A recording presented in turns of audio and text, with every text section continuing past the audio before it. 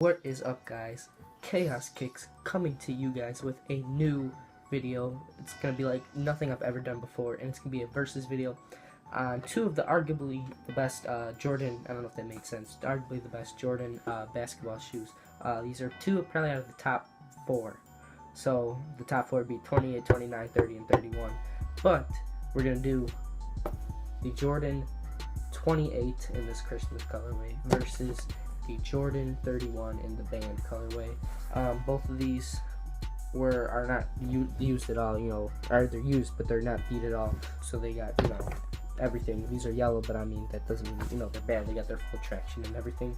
So let's get into it right now. So the first thing that we're gonna get started with is the cushion, and we're gonna get started with the 28s first because of the older shoe, and then we'll get to the 31s, and then I'll explain you which one I think is better for cushion, and we'll do it vice versa, or not vice versa, but for every other category, and then I'll come to a total winner after we tally everything up. Sorry, so brother, stealing your idea, but this is the first video, or first comparison video between the 28 and the 31 on YouTube, and if it isn't, all the other, whoever has a video up, they're not popular, so that's why I want to get this video out there right now on my personal opinion.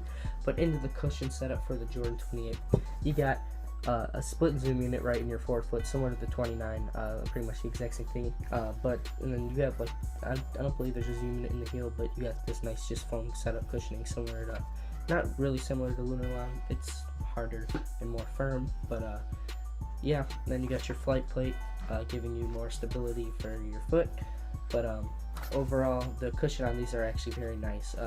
You get so much bounce to them, similar to the KD9, not nearly as good, but you get the same bounce feel like the KD9. The KD9 are by far the best, but you really bounce with those a lot. But these are nice though. The forefoot cushioning is very nice.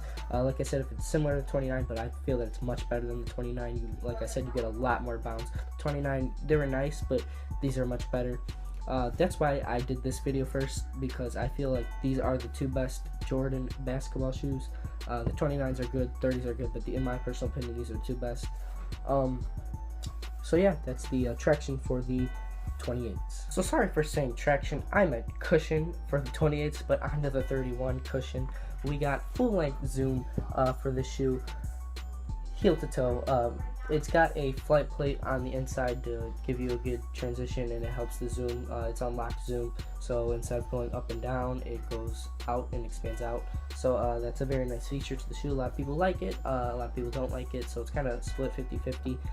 It just depends on how you implement it to the actual shoe, but I personally like it a lot on this shoe.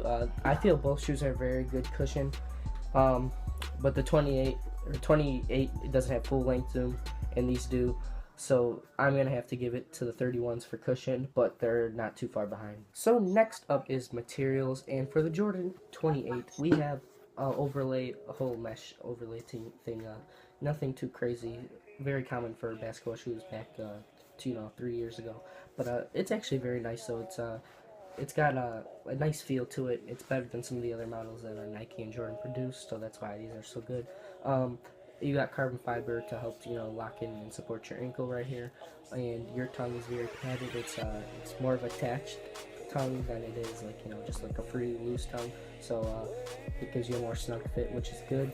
And the tongue is very padded, so it's the laces don't hurt, and it's just very good for your foot. But overall, I don't know if I gave ratings for cushion on the 28s and the 31s. For 28s, I'd give 8 out of 10. For the 31s, I'd give 9 out of 10. So for the materials, I'd give an 8 out of 10 as well. But they're not bad at all, especially that these were only $150 too. Next up, for the 31, you got like a flyweave. It's an upgraded flyweave from, I think the flyweave originally started on the 29s, and the KD8s were like the first two shoes to have it. But now they got the I keep saying 21s, what the hell? The 31s though. And then you also got this leather. It transitions into the leather, which is a very nice feature. It gives you a little bit more lockdown on your ankle, and it's just more supportive than the flyweave, because obviously it's fabric, and it's not as hard. This gives you a little harder feeling. Also for materials, you got like little Achilles pillows. Not sure if that's the actual name for them, but that really feels good and helps your ankle just be comfortable.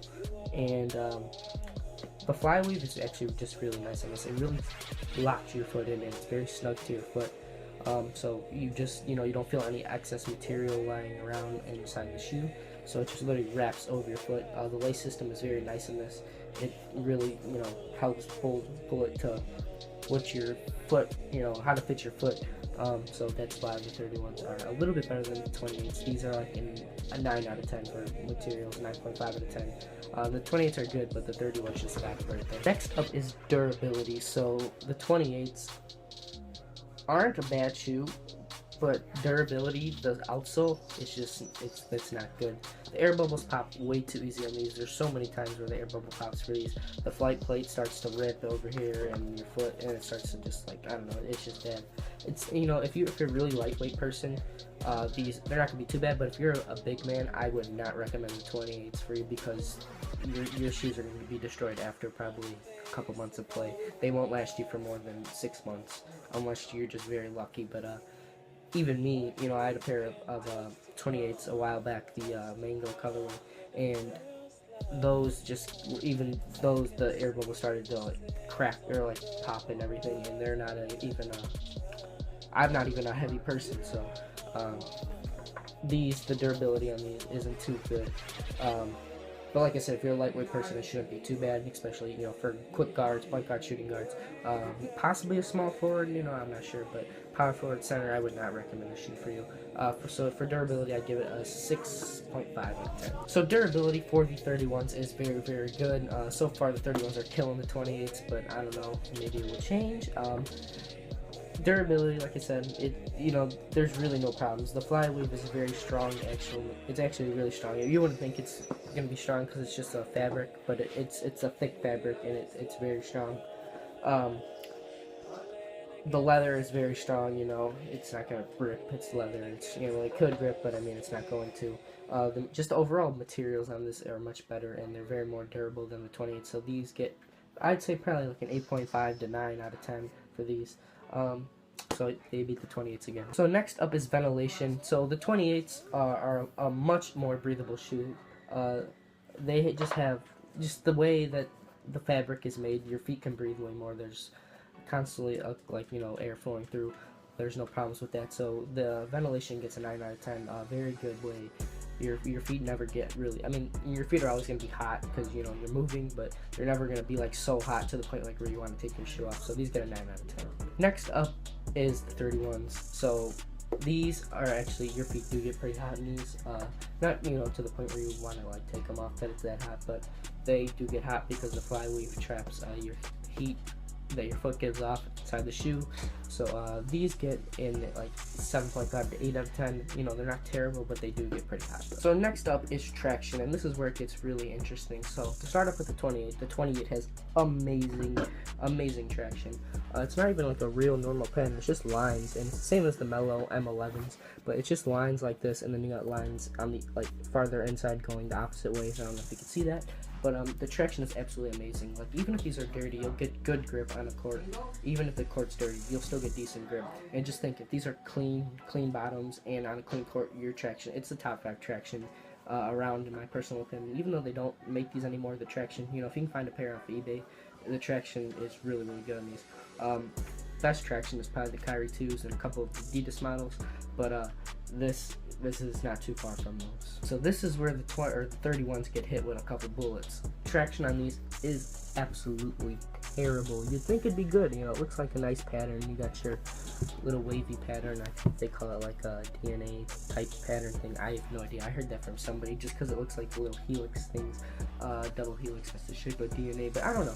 Anyways though, the traction on these is brutal. It's so bad. Clean courts, you get decent grip, but you're still sliding here and there. And on dirty courts, you're ice skating. It's no different than ice skating. That's how much you slip. There's no type of grip whatsoever. Your shoe, you'll just skid out. And even though they are squeaky sometimes, not on this as a dresser, but they are squeaky, but it doesn't matter. They're terrible. These get a 5 out of 10 for traction. I don't know if I mentioned, but the 28s, they get a 9 out of 10. Alright, so next up, we're getting into the looks. So the 28, they're a very nice shoe. These are 2 out of the top 3 best looking Jordan shoes. I'd say the 31s, these, and probably the 29s are the top 3. So these, yeah, like I said, these are a very nice shoe. Just the features on it, they're simple, but they're, they make the shoe stand out. The midsole on this I really like, especially this colorway with the speckled midsole, and then your tongue is all 3 and everything, but I can't be going on just this colorway.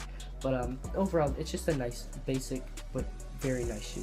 The 28s were probably one of the best selling Jordans. Yeah, they were the best selling Jordans since the 14s, I believe, and the rest, they didn't really sell that well.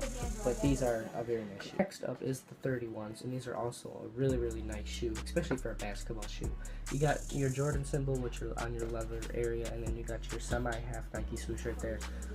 Supposedly to represent the Jordan ones, but I don't see it that much. But regardless, they're nice. Especially these, you got the band on the bottom, which is a really cool feature.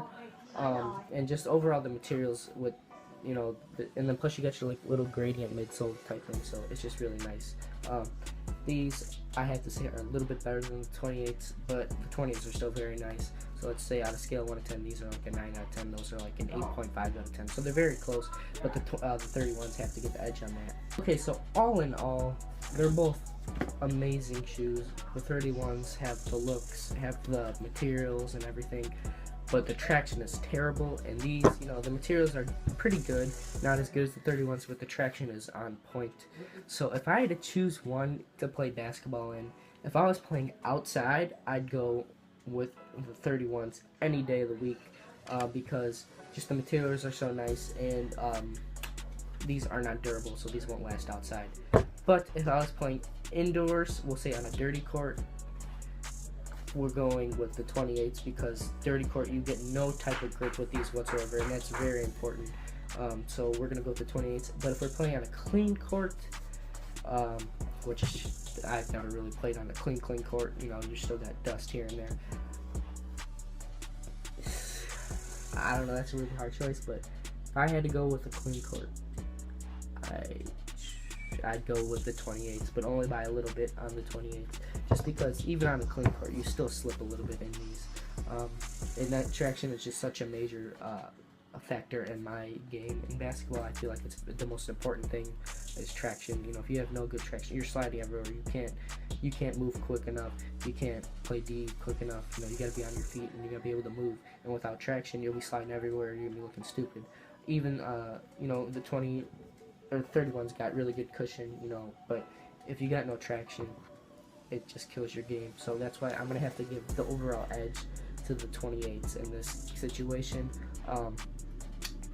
I mean, I guess that makes them the best Jordan basketball shoe, unless you do a video between the 29s and the 30s. Those are all so close. But just because the traction is so bad in these, that's what gives these 28s an edge. But the 31s are a very good shoe. There's been a couple hybrid models that Russell Westbrook's been wearing, where he mixes the 30 outsole with the 31 upper. If that releases, that will be the best basketball shoe. That will definitely be better than these. But those haven't released yet, and if they do, I'll be getting a pair, no doubt about it. But if not, then the king as of right now is the 28s. So thank you guys for watching. Make sure you drop a like and subscribe. Tell me what you think about my personal opinions on these two shoes and what they do performance. But overall, the 28s have won, like I said. This is Chaos Kicks. We are out.